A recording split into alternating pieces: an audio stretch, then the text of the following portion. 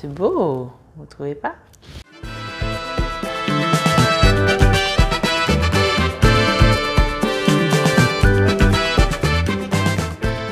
La compagnie, j'espère que vous allez bien. Bienvenue dans l'épisode 2 de la série Multiplication. Aujourd'hui, je vous emmène dans ma cuisine pour faire des boutures en box. Je vais vous expliquer comment je fais mes box, comment elles fonctionnent, comment en faire une à la maison. On va en faire une ensemble. Je vais y mettre quelques boutures. Et puis voilà. Pourquoi dans la cuisine? Parce que je pense que j'aurai pas la place ici. Quoique. Oh, on est bien au salon, hein. Je crois qu'on va rester au salon en fait. Alors, on va commencer par un petit peu de théorie. Rapidement, qu'est-ce qu'une box? À quoi ça sert? Et puis aussi, pourquoi j'aime bien ce système de multiplication. La box nous permet de recréer un milieu favorable aux plantes tropicales, un peu comme le terrarium, sauf que le terrarium, ça a une fonction décorative, alors que la box va avoir une fonction plus pratique et ça va surtout nous permettre de multiplier les plantes. Donc, je n'ai rien inventé. Le concept des box n'est pas récent du tout. C'est une façon d'avoir, on va dire, une serre à la maison. Donc, ici, nous avons une box dans laquelle nous allons essayer de reproduire des conditions de culture qui sera propice à une culture rapide pour les différentes plantes que je mettrai dedans. Nous verrons ensemble ensuite quelles plantes je mets dedans et quel type de bouturage je fais pour les y installer. Alors aujourd'hui, il y a plusieurs types de box. Donc on peut faire une box avec simplement une boîte dans laquelle on met différents pots non troués par exemple, qu'on va mettre en hydropassive. Et on va mettre les boutures comme ça et fermer. Et voilà. Moi aujourd'hui, ce que j'aimerais faire, c'est vraiment essayer de recréer un écosystème avec les différents strates pour essayer d'avoir quelque chose qui ressemble vraiment au sol qu'on peut trouver dans les régions tropicales. Si on prend les strates d'un sol, d'abord il y a les cailloux. Ensuite, il y a la terre. Ensuite, il y a l'herbe. Je pense que si vous avez un petit peu observé votre jardin, tout autre milieu naturel, vous serez d'accord avec moi concernant les trois grands strates qu'on peut trouver, bien sûr, dans la nature. Alors, je ne suis pas une professionnelle, je ne suis pas géologue, donc je ne pourrais pas vous donner les noms, etc. des différents strates.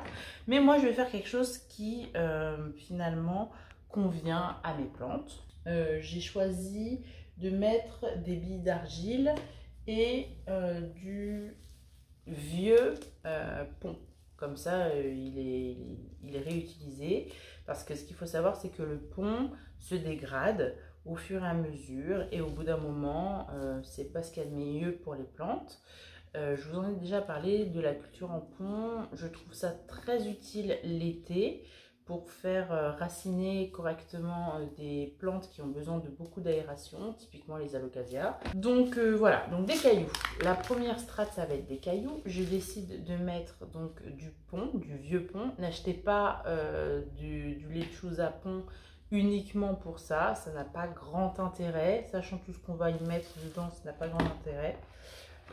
Et donc parce que je n'ai que ça comme pont, je vais aussi utiliser, donc comme je vous disais, des billes d'argile. Donc je vais commencer par mettre des billes d'argile.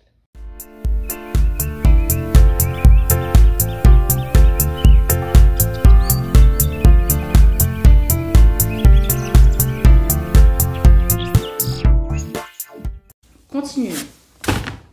Et cette fois avec un micro, parce qu'une fois de plus, j'avais oublié de le mettre. Donc là, vous devez m'entendre quand même un peu mieux.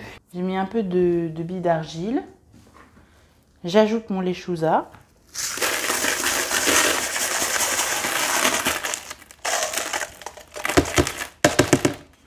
Je vais rajouter quelques billes d'argile car il me faut au moins tout ça. La première strate doit être assez grande parce qu'il faut savoir qu'elle sera couverte d'eau.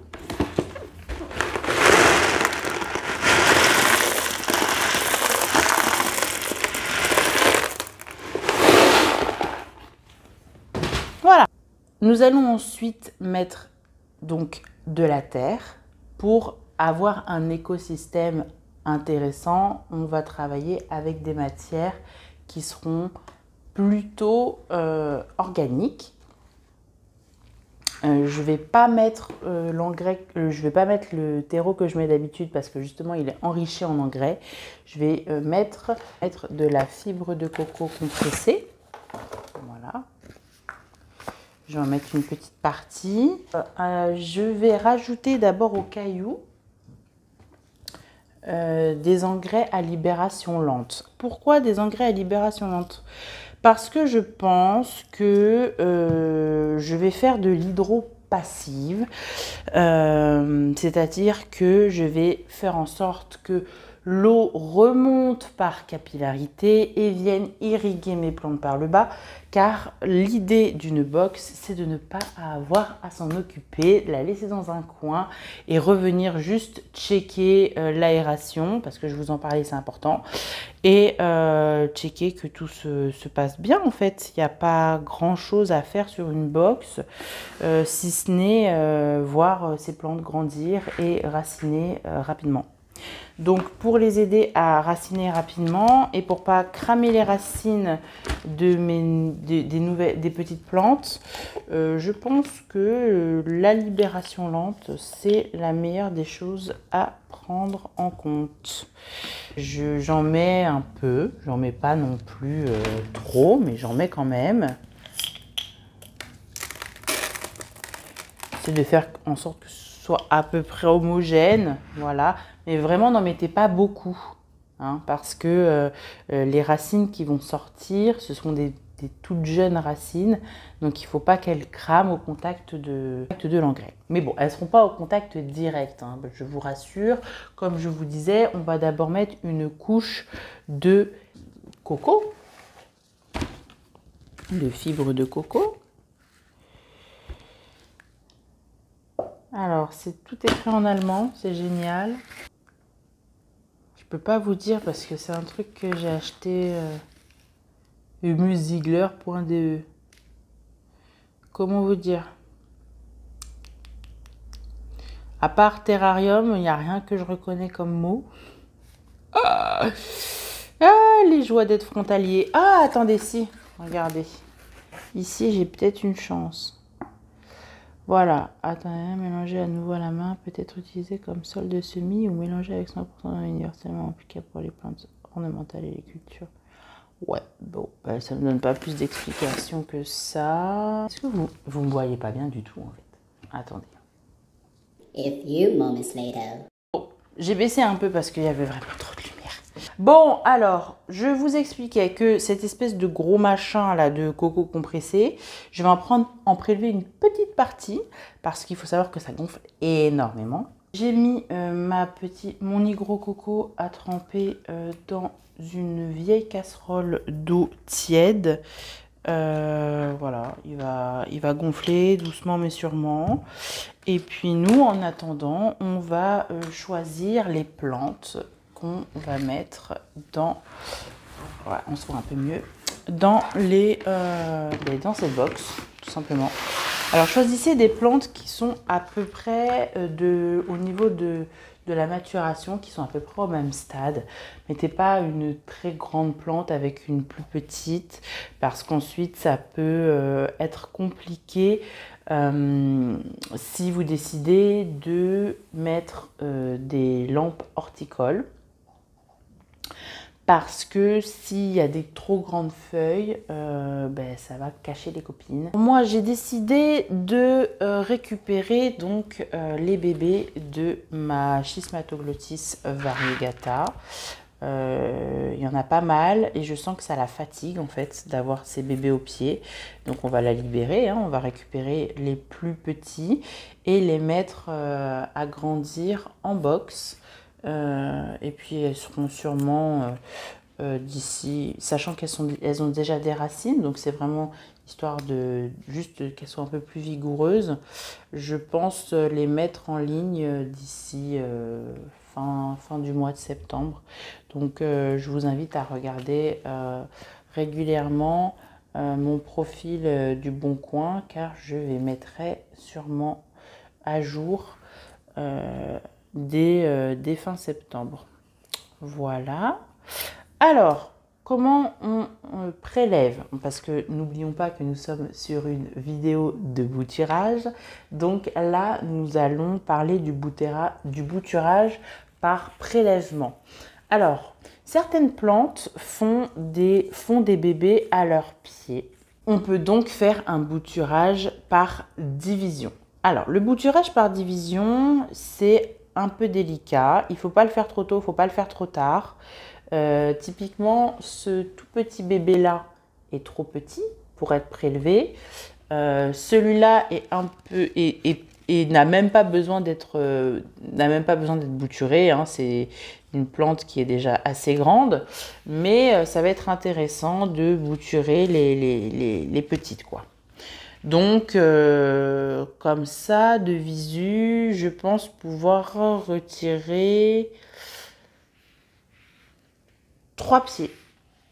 Donc, 3 pieds qui vont partir en bouturage. Alors, pour la division, ce qui est important à retenir et ce qui est important à savoir, c'est qu'il va falloir avant tout faire attention aux racines.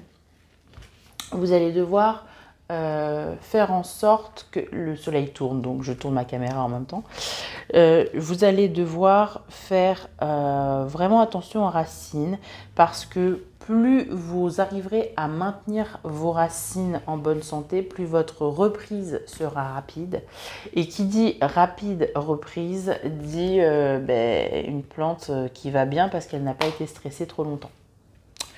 Alors, avant de partir en vacances, je lui ai mis du phytomar. Elle a eu quelques cramures. Voilà, c'est la vie, hein, c'est comme ça. Alors, c'est parti, on y va. On va dépoter. On va dépoter où? On va dépoter là-dedans. Alors, je vais dépoter et rempoter dans le même pot. Donc, l'idée, ça va être de pouvoir récupérer la terre. Donc, ce que je vais faire, c'est que je vais utiliser un couvercle de box, justement. Voilà. Alors, le couvercle de box, si votre box est fermée, prenez-les transparents. Hein, c'est ce qu'il y a de mieux.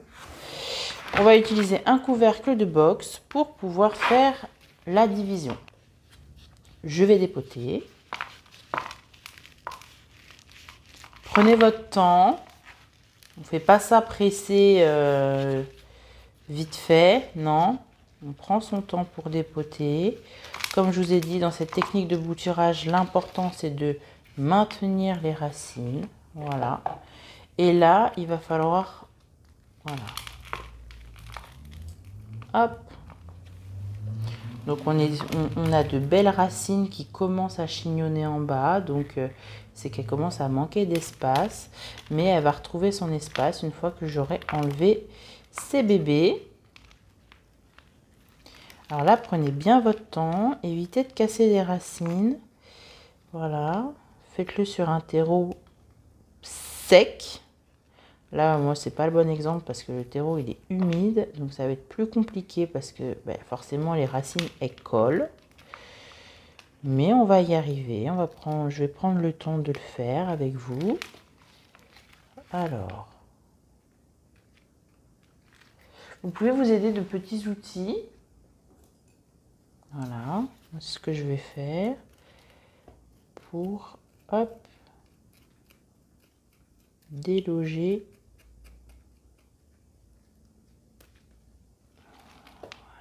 Hop.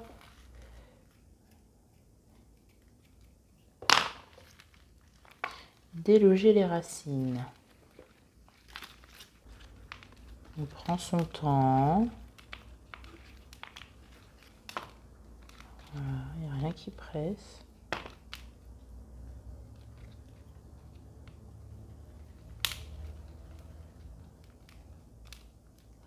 Quand ça ne marche pas d'un côté, on va de l'autre côté.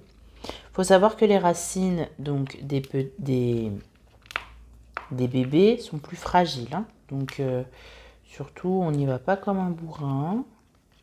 On essaye d'un côté, puis de l'autre. Voilà.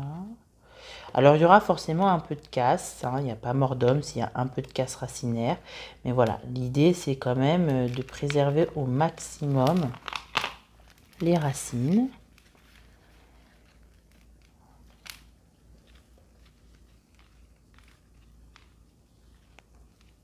Hop.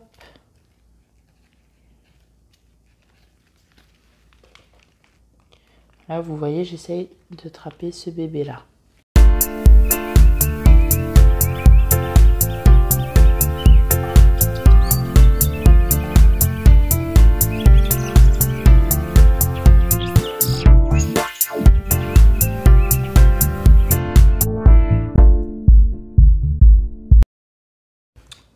Alors, j'ai presque fini de tout dépoter. J'arrive au bout, là. Je voulais vous montrer donc la division, donc pas en accéléré, mais vraiment vous montrer comment je fais. Donc ça m'a pris quand même un certain temps, hein. Ça fait bien peut-être 15 minutes que je suis dessus, parce que je prends vraiment mon temps, j'essaie de minimiser vraiment les chocs, même si c'est de toute façon un choc pour elle, vu que elle est dépotée. Donc comme tout rempotage, c'est un choc végétal. Et donc là, l'idée, c'est de réussir à vous montrer la division. Donc, vous voyez, là, c'est la partie que je veux diviser. Voilà, les racines sont bien dégagées, sauf la racine qui est collée, qui partage en fait la racine du pied mère, quoi. Alors, hop, on va la prélever doucement mais sûrement, vous voyez. J'y vais doucement, j'essaye d'éviter les trop grosses casses. Vous voyez que ça vient hein, petit à petit. À force de bouger les racines, on va y arriver hein, de toute façon. Hop. Si je peux enlever encore un peu par-dessous, j'enlève. Ce sera toujours ça. Voilà. Alors, ce qu'il faut savoir aussi, c'est que j'avais laissé mes plantes dans un cœur de sphaigne. En règle générale, quand je rempote mes plantes, pour la plupart, je les laisse dans la sphaigne. Parce que la sphaigne, c'est quelque chose qu'elles apprécient. Et ensuite, elles vont coloniser le terreau. Ça leur permet de faire aussi une transition plus cool, quoi. Alors, tac. On va y arriver, regardez. On va bientôt l'attraper, cette coquinette.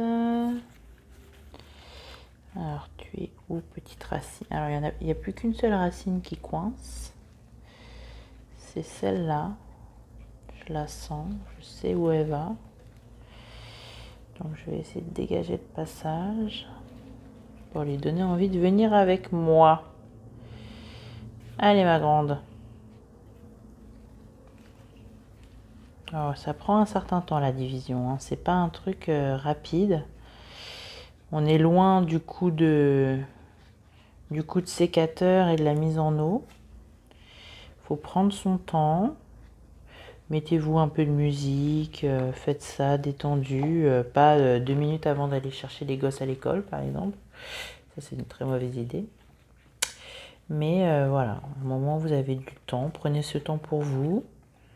Puis je peux vous assurer que là, bon, je discute avec vous, donc je le fais pas. Mais quand j'ai de la musique et que je dépote, et le moment de relaxation, c'est quand même fou ce que la nature peut nous apporter en termes de relaxation. Juste en voilà, trifouillant des racines. Je pose un peu ma charge mentale à côté, vous voyez.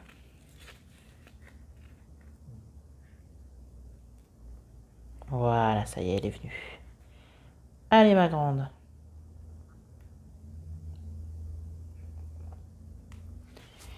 Voilà. Hop, vous voyez, les racines viennent. Elle ne tient plus qu'à un fil, plus qu'à une racine. Je sais où elle est fixée, donc je remue un peu. Voilà. Hop. Et ensuite, je tire. Alors, on peut tirer sur une racine, il n'y a pas de souci. C'est quand même assez costaud, c'est fait pour. Et voilà, un petit pied. Je vais faire ça aussi pour les deux autres et je reviens vers vous après.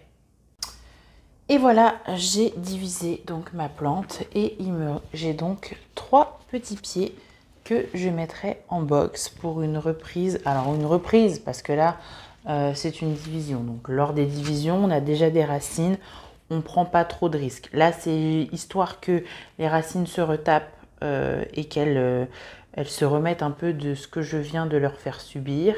Et ça va surtout être une façon d'avoir des pieds un peu plus gros à vous mettre en vente avec des variegations un peu plus sympas. Parce que les premières feuilles ne sont pas souvent très variegata et la variegation vient un peu après.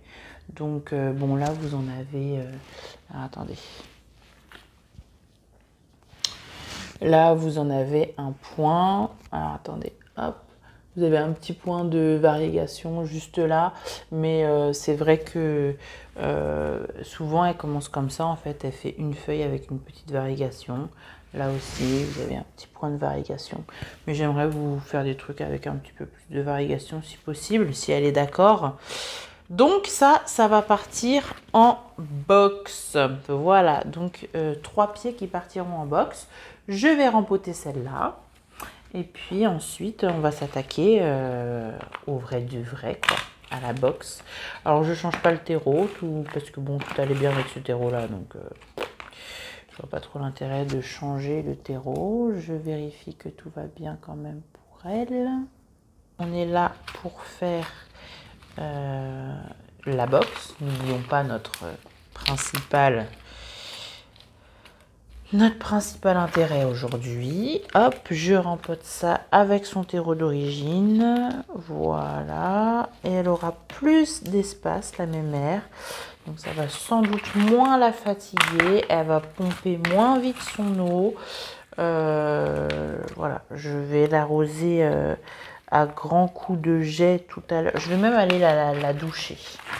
Je pense que je vais profiter d'avoir dépoté tout ça pour la doucher et lui faire des soins de biostimulants. Voilà, elle aura eu ses biostimulants du mois après son rempotage express pour la libérer des livrées des bébés qui viennent lui sucer de l'énergie. Comme tous les enfants, quoi, finalement. Le pied mère est maintenant libéré. Alors, vous m'avez pas vu faire, mais c'est le même pot. Voilà. Elle a juste plus d'espace. Bon, je lui donne pas... là, il y a déjà un bébé qui arrive. À mon avis, elle va encore me faire plusieurs bébés avant la fin du mois. Mais bon, au moins... les 3 ados sont partis, les 3 jeunes adultes sont partis de la maison. Et finalement, on adore. C'est la rentrée qui me fait ça, hein. C'est le côté rentrée, là je suis à fond. Alors, où en est mon coco? Parce que finalement, c'est ce qui nous intéresse. Donc, je reprends ma box maintenant, ça y est, on y retourne. Mon nigro coco a bu toute l'eau. Ça donne ça. Vous voyez comme ça gonfle? Alors, ça va me suffire largement. Mais alors vraiment largement. Vous voyez, c'est très fibreux. Je vous remets comme ça pour que vous voyez bien ce que je fais. Alors là, tout simplement, je mets la fibre de coco. Hein. Donc c'est du coco mixé. C'est ça, mais mixé. Voilà, j'en mets au fond. Une petite couche. Voilà. Vous pouvez faire vos semis dedans. Parce que au niveau de la conductivité, il n'y a pas grand-chose. Et c'est neutre en fait. Donc ça permet de... Moi je l'ai trouvé... Bon, vu que maintenant je suis au niveau du Luxembourg, j'ai trouvé les gros cocos dans un shop allemand. Mais ça se trouve sur internet. Il n'y a aucun problème pour le trouver sur internet. Hop. Et vous voyez, avec moins de... Voilà, avec juste ça... Je vais gratter un peu, je vais essayer de lui redonner une forme pour pouvoir le ranger. Mais en gros, voilà.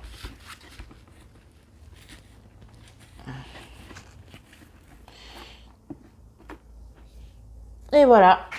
Donc, j'ai mis tout ce qu'il faut au niveau de du gros coco. Je tasse légèrement. Voilà. Et maintenant, je vais venir mettre ma sphaigne. Pareil, c'était de la... Alors, vous pouvez utiliser de la sphaigne vivante. Moi, j'avais de la sphaigne de Madagascar compressée. Donc, d'habitude, c'est vrai que je mets de la sphaigne vivante. Mais là, je vais mettre cette sphaigne-là. Parce que je l'ai ici, parce que j'ai envie de l'utiliser. Et parce que finalement, est-ce qu'elle peut pas elle-même être vivante ensuite ? Donc voilà, là je vais tapisser le fond. J'en mets pas non plus énormément. Parce que c'est vraiment... Voilà, on en met un peu. Voilà, tac.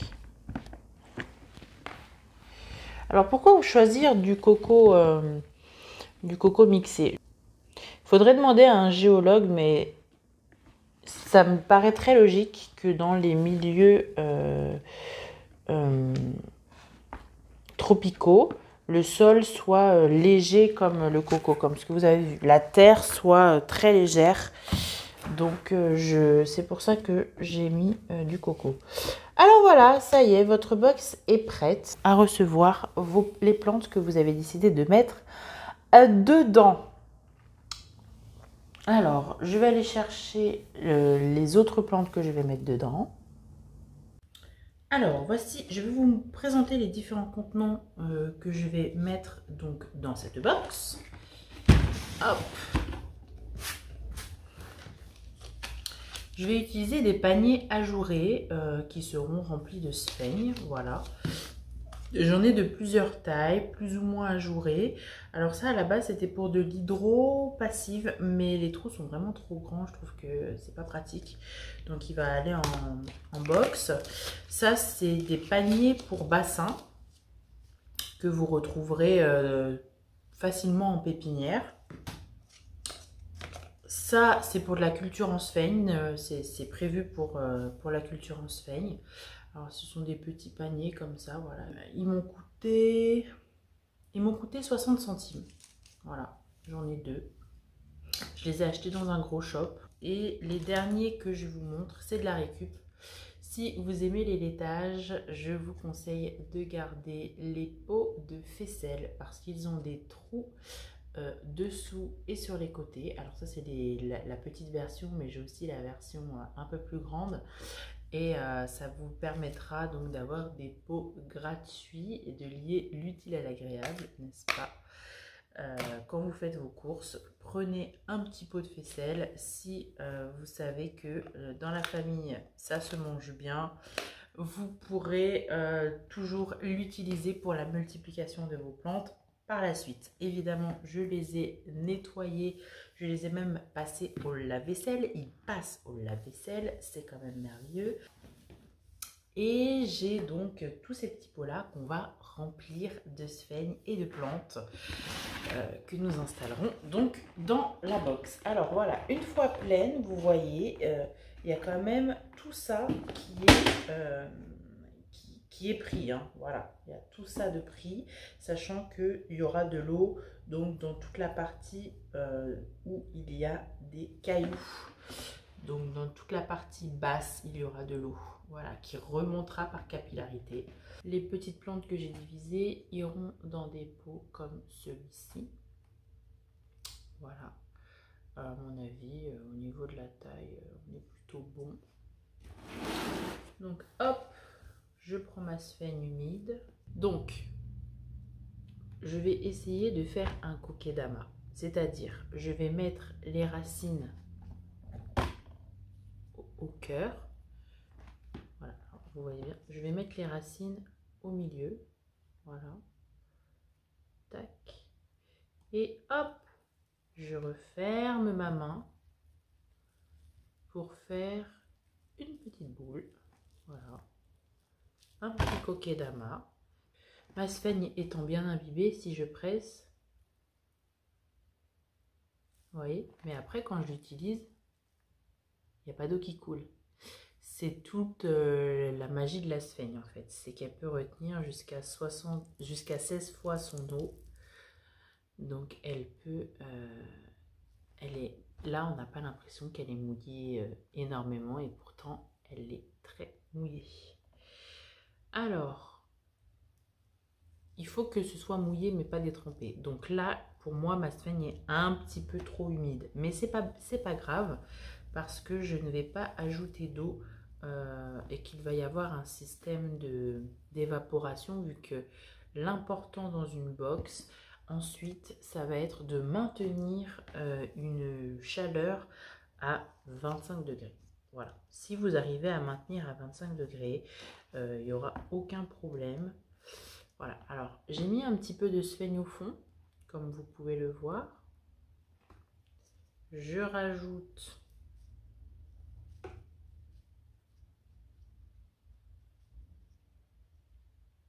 mon kokedama.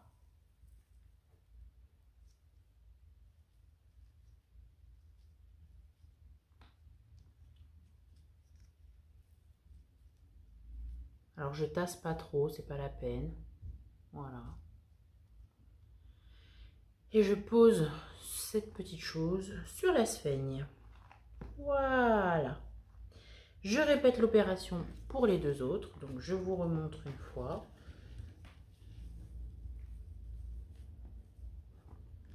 Je prends de la sphène que j'essaye de mettre le plus possible étalée sur ma main. Je prends les racines et j'essaye de les mettre au milieu. Voilà, je fais un peu comme pour récupérer des spaghettis, vous voyez. Je tourne, tourne, tourne. Hop. Là, les racines sont un peu plus charnues, un peu plus rigides. Donc, je ne presse pas trop ma main. Voilà, je prends délicatement un côté. Ensuite, je prends l'autre côté. Voilà, je ferme mon kokedama. Alors le kokedama, ça se fait avec de la mousse. C'est une technique de suspension japonaise dans lequel les plantes sont plutôt bien. Pareil, j'utilise celui-ci. Alors là, vu la mousse que j'ai mis, hop, ça comme ça. Hop. J'essore un peu en même temps, hein, comme vous pouvez voir, il y a de l'eau qui s'en va. Voilà. Et voilà. La numéro 2 est faite. Bon, c'est pas très droit, mais bon, ça, c'est pas très important.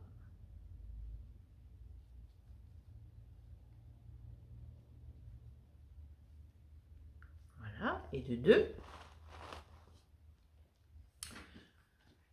On fait la troisième rapidement, que je mettrai dans un petit pot de faisselle, si ça passe.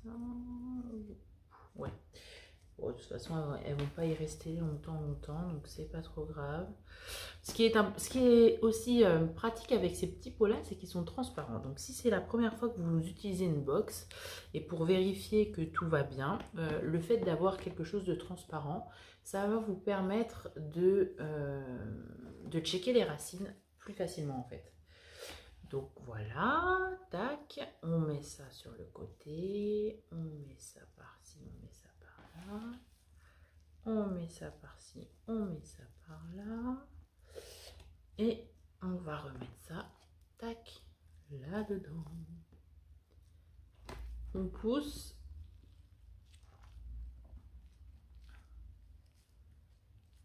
Voilà. Là, elle avait une feuille moche, alors je lui ai enlevé.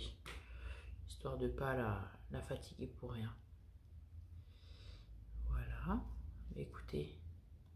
Et 2, 3. Voilà.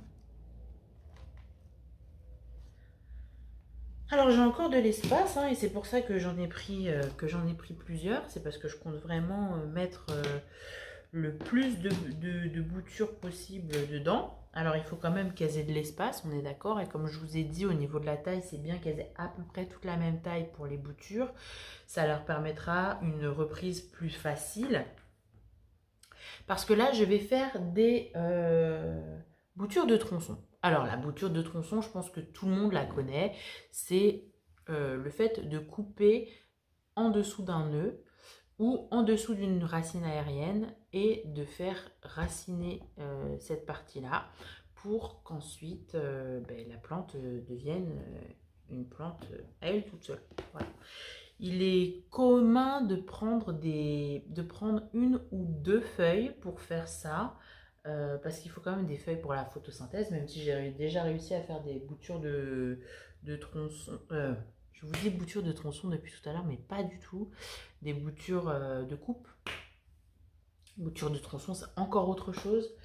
On en parlera d'ailleurs, parce qu'on peut faire largement de la bouture de tronçon dans les box. D'ailleurs, je vais en faire comme ça, vous allez voir comment ça fonctionne.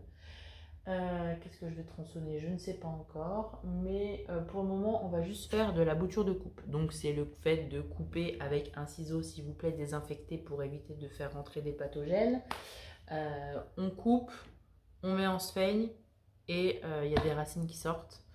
Et en box, ça marche très bien. C'est pour ma part beaucoup plus rapide qu'en eau. Je vais le faire sur ma Panda, sur ma Monstera variegata. Non. Sur...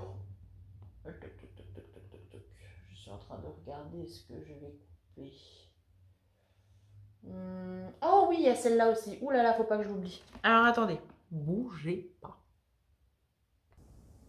Alors, je vous reprends. Je suis allée chercher les plantes que je vais bouturer. Est-ce que j'ai mes ciseaux? Oh, j'ai pas pris mes ciseaux. Alors, bon, cette fois c'est la bonne.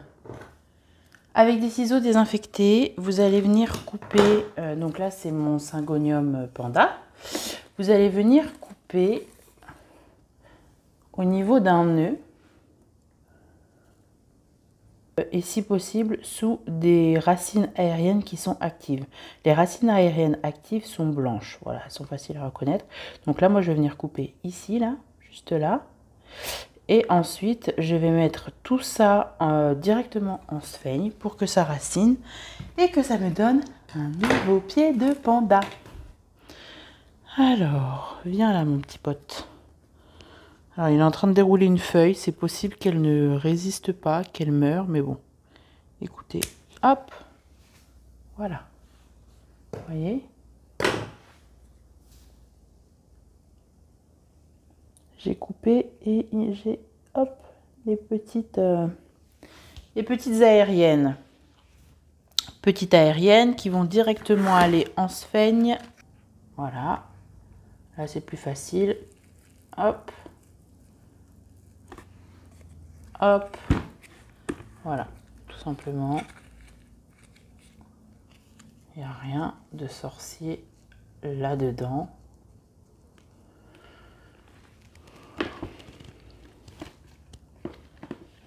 Et ça va raciner tranquille. Et ça va me faire un nouveau pied de panda. Voilà. Je vais me faire aussi un nouveau pied de Monstera Dansoni. Parce que là, elle commence à me faire que des feuilles blanches. Donc, je ne suis pas ravie, voyez-vous. Je ne suis pas très contente d'elle. Donc, je vais lui couper la tête à cette coquine. En espérant qu'elle ne meure pas. Parce que oui, si vous faites des boutures de coupe avec des plantes qui ont entièrement des feuilles blanches, typiquement, voilà, là en ce moment elle me fait des feuilles blanches tout le temps, voilà, ça c'est jaune mais en vieillissant ça va blanchir, ça va blanchir, donc voilà, là typiquement 3 dernières feuilles sont blanches, je vais pas attendre plus longtemps, celle-là est verte donc je vais essayer de la laisser, mais les autres je vais couper. Et en espérant que quand elles me ressortent des feuilles, les feuilles soient vertes et blanches. Bien sûr, je veux toujours qu'elles soient variegata, c'est pas ça le souci. Mon problème, c'est que si elle est trop blanche, elle va pas pouvoir faire correctement sa photosynthèse et elle va finir par péricliter et mourir. Donc, c'est pas le but.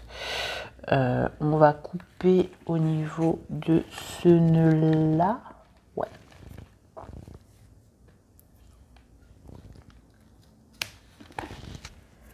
Hop, il y a des toutes petites racines. Vous voyez? Des toutes petites racines aériennes qui étaient en train de sortir. Et on va les utiliser pour faire de nouvelles racines.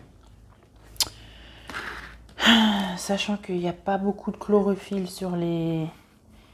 au niveau des feuilles, j'espère que ça va le faire. Ça, c'est pas sûr que ça prenne. Je le dis tout de suite, on va voir ce que ça donne, mais c'est pas sûr que ça fonctionne, cette histoire. Parce que il va lui falloir beaucoup plus de lumière parce que elle a beaucoup moins de chlorophylle que les copines. Alors quand je vous disais aussi voilà qu'il faut prendre des plantes à peu près au même stade de culture, faut aussi prendre des feuilles qui sont à peu près panachées de la même manière, c'est-à-dire soit des toutes vertes, faire une box avec que des feuilles vertes ou que avec des variegata. Bon voilà, je vais mixer les deux, hein, faites ce que je dis parce que je fais. Voilà, mais là c'est plutôt une expérience là. Là je sais pas ce que ça va donner, je sais pas si elle va y arriver, sachant qu'il y a une feuille qui est en train de sortir, juste là, entre les deux, il y a une feuille qui sort. Donc si elle aussi était censée être toute blanche, je sais pas si le fait de de la couper comme ça, elle va réussir à avoir assez de force pour sortir. On verra. Donc ça aussi, pouf, toi tu te mets là avec les copines. Voilà. Qu'est-ce que je voulais bouturer d'autre? Donc toi, ça y est, t'es bouturé. Toi, t'es bouturé. Toi, t'es bouturé. Ah oui, je voulais transférer celui-là. Alors, celui-ci, c'est donc une bouture de feuilles, donc une bouture de tronc. Alors, qu'est-ce que j'appelle bouture de tronc? C'est lorsque, voilà, il y a eu 2 petites racines que je trouve pas très en forme. Ça commence à noircir et à pourrir. Oh, j'espère que je vais pas perdre cette bouture. Pitié! Alors, on va couper tout de suite ce qui est pas beau. Pour pas que ça aille infecter le reste. Voilà. Puis on va prier pour que ça reparte. Alors ça, c'est ma dernière acquisition, donc j'espère vraiment ne pas la perdre. J'aime pas du tout la couleur des racines. Bon. On va tenter. On va tenter, on va tenter. Et ça, par-dessus. J'espère que lumière et chaleur vont lui faire du bien et qu'elle va réussir à me sortir quelque chose parce que au prix de la feuille, je suis dégoûtée, quoi.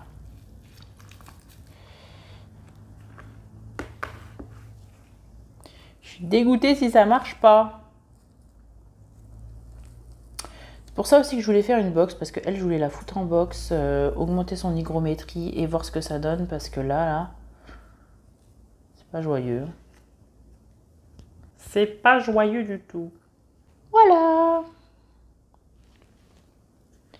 Une de plus dans la box. Je sais pas comment te mettre. Je ne sais pas comment te mettre. Je vais peut-être te presque tutorer, on va dire. Laisse-moi te tutorer.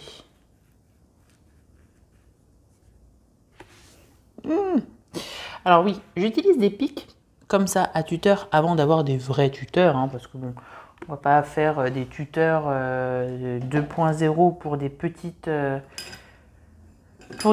boutures, n'est-ce pas? Et je vais essayer vraiment de faire en sorte de l'attacher. Attendez, je dois avoir du velcro quelque part. Bougez pas.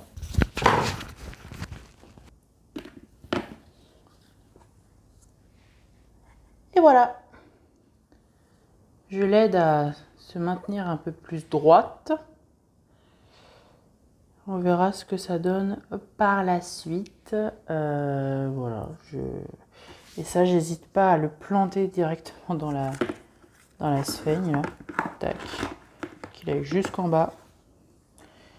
Et on va croiser les doigts pour que ça aille un peu mieux pour elle. Voilà, écoutez, je pense que je vais m'arrêter là au niveau de cette box-là. J'ai pas envie de mettre plus de choses. On va s'arrêter là pour ce qui est des paniers. Et dernière chose que vous pouvez faire en box. Enfin, dernière chose, non. Ce que vous pouvez aussi faire en box, c'est de la bouture de tronçon. Vous pouvez aussi la faire très simplement et très facilement dans vos box. C'est le fait de mettre un morceau de tronc, parce qu'il faut quand même que ce soit assez large, hein, directement sur votre sphaigne et de la laisser prendre au niveau des nœuds. Ça, c'est le tronc c'est une partie du tronc de ma grosse Monstera Deliciosa. Voilà, elle a 3 pieds, il y en a un qui n'est pas bien du tout. J'ai enlevé toutes les feuilles et elle repartira de la base. Et ça, je l'ai gardé pour vous montrer en fait que à partir de ça, je peux avoir une nouvelle plante. Ça, c'est une racine aérienne qui n'est pas active. Vous voyez, elle est marron, elle n'est pas blanche, mais elle va être réactivée en contact de la sphaigne. Donc, je vais poser mon bâton tout simplement au milieu de tout ce beau monde. Et puis, je vais attendre tout simplement que des feuilles ressortent. Alors, il y en a une qui peut ressortir d'ici, une qui peut ressortir de là. Vous voyez, il y a des yeux, donc il y a des points qui peuvent se réactiver et qui peuvent sortir des feuilles. Donc, pour moi, c'est vraiment la technique de bouturage de la dernière chance. J'ai coupé au ras le pied de ma Monstera Deliciosa parce que les feuilles étaient toutes vilaines, que les plus grandes, celles qui pouvaient faire, on va dire, le plus de photosynthèse avaient été bouffées par les trips. Du coup, j'ai tout coupé et je sais qu'elle repartira de la base, elle repartira du pied. Et je garde ça pour pouvoir en faire une bouture de tronçon. Je vous conseille de mettre vos boutures qui ont eu des trips, qui ont eu des vilaines bêtes sur elles. Je vous conseille vivement de les passer dans le savon noir, avec de l'eau bien sûr, pour éviter justement qu'il y ait une propagation et que s'il y en a dans le bâton, qu'elle crève. Donc moi ça a été fait. Et là au niveau de l'installation, bon, je vous montre, mais il n'y a rien de plus simple. Hop, au milieu de tout ça, je mets ma bouture de tronçon. Il reste 2 étapes à faire pour que votre box fonctionne du feu de Dieu. Je ne mets pas uniquement de l'eau dans mes box. Je mets tout un tas de produits dans l'eau que je vais laisser stagner au fond pour avoir une vie microbienne et bactérienne intéressante et bénéfique pour mes plantes. On se retrouve à la cuisine pour que je vous montre ce que je mets dans mon arrosoir. Donc j'utilise de l'eau filtrée. Je vais aussi utiliser donc du Vodou Juice. C'est des microbes qui sont bons pour vos plantes et je vais le coupler avec des EM actifs. Ça, de l'eau. Et je vais vous montrer la quantité que je mets. Ça, c'est 1 à 2 millilitres. Je rajoute une petite goutte de vitamine parce que, hop, ça peut pas leur faire de mal. Mais donc ça agit comme c'est des bactéries qui agissent comme des enracineurs. Donc ça va aider les racines à sortir.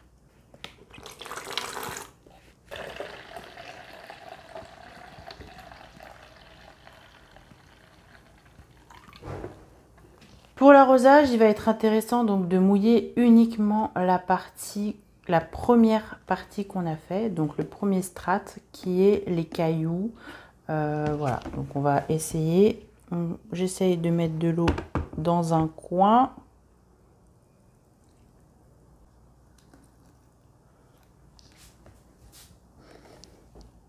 Voilà.